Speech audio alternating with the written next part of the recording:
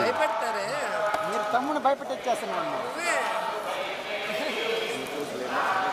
తీసుకోవాలి మీరు అడుగుతారు మళ్ళీ నన్నే తెచ్చిస్తారు.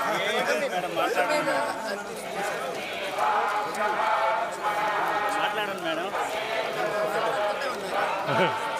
మాట్లాడంటారు వదిలేదు.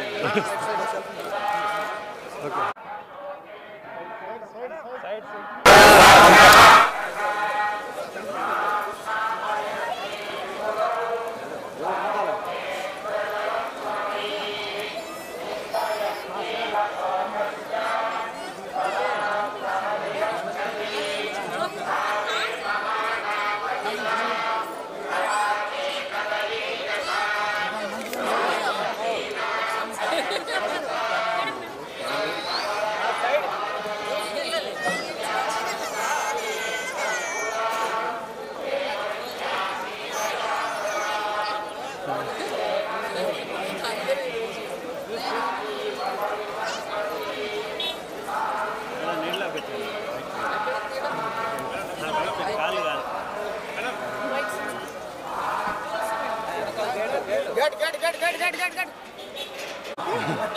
దొరికాను కదా ఏదో కాల్రాసి చేయాలని ఉంటుంది.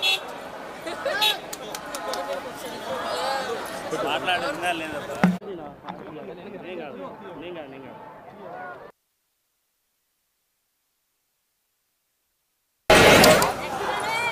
మనమే మేడం ఓకే మేడం.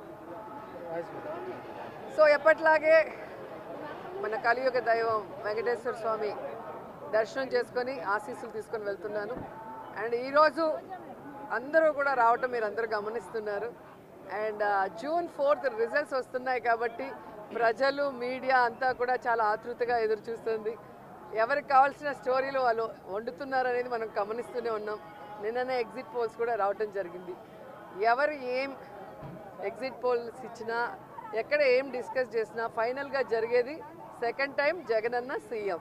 ఎందుకంటే ఈ రాష్ట్ర ప్రజలు సంక్షేమానికి అభివృద్ధికి పట్టం కట్టడానికి రెడీగా ఉన్నారు కాబట్టి మహిళలు ముసలి వాళ్ళు పెద్ద ఎత్తున రాత్రి 9 అయినా కూడా ఎదురు చూసి ఓటింగ్ వేసి వెళ్ళటం మనం అందరం కూడా గమనించాం. సో మనకి స్వాతంత్రం వచ్చిన తర్వాత ఇంత పెద్ద ఎత్తున సంక్షేమాన్ని అభివృద్ధిని ప్రజల కోసం అందించిన ఏకైక ముఖ్యమంత్రి జగన్మోహన్ రెడ్డి గారు. రాష్ట్రం విడిపోయి నష్టాల్లో కష్టాల్లో ఉన్నా కూడా ప్రభుత్వ బాధ్యతగా ప్రజలకి మంచి చేయాలి, రాష్ట్రాన్ని అభివృద్ధి వైపుకు నడిపించాలి అని చిత్తశుద్ధితో పారదర్శక పరిపాలన అందించారు. కాబట్టి ఈరోజు మేమంతా కూడా చాలా కాన్ఫిడెంట్గా ఉన్నామన్న విషయాన్ని మీ అందరికీ తెలియజేసుకుంటున్నాం. అన్ని సర్వేలు కూడా 5 సర్వేలు మినహాయిస్తే మిగతా సర్వేలన్నీ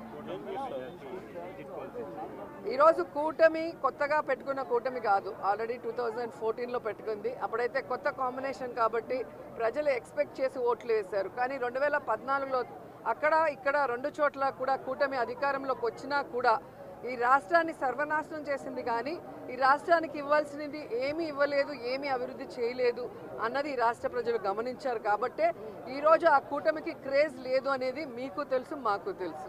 పోస్టల్ బ్యాలెట్ పైన చేసినటువంటి ఫైట్ ఖచ్చితంగా ఈరోజు ప్రజలందరూ కూడా గమనించాల్సిన విషయం, వ్యవస్థలు ఏ విధంగా ఈరోజు చంద్రబాబు నాయుడు చేతిలో వాళ్ళు ఇష్టానుసారం చేస్తున్నారో మనం గమనిస్తున్నాం. ఆ విషయాల్ని ఇష్టానుసారం ఎలక్షన్స్ అప్పుడు మార్చేయటం, అలాగే కేసులు పెట్టించడం వైఎస్ఆర్సీపీ నాయకుల మీద. ఇప్పుడు దేశంలో ఎక్కడా లేనటువంటి విధంగా కొత్త కొత్త రూల్స్తో పోస్టల్ బ్యాలెట్ని ఏ విధంగా వాళ్ళకి అనుకూలంగా మార్చుకోవాలన్న ప్రయత్నం చేస్తున్నారో మనం గమనిస్తున్నాం. అదే చెప్తున్నా కదా, ఎవరెన్ని దొంగ ఆటలాడినా, ఎవరెన్ని వ్యవస్థలను మేనేజ్ చేసినా ప్రజల మనసులో ఉన్న జగన్ గారిని చంద్రబాబు నాయుడు కాదు కదా, ఆయన పుట్టించిన ఖర్జూరం నాయుడు కూడా మేనేజ్ చేసి మార్చలేడని కూడా ఈ సందర్భంగా తెలియజేసుకుంటున్నాం.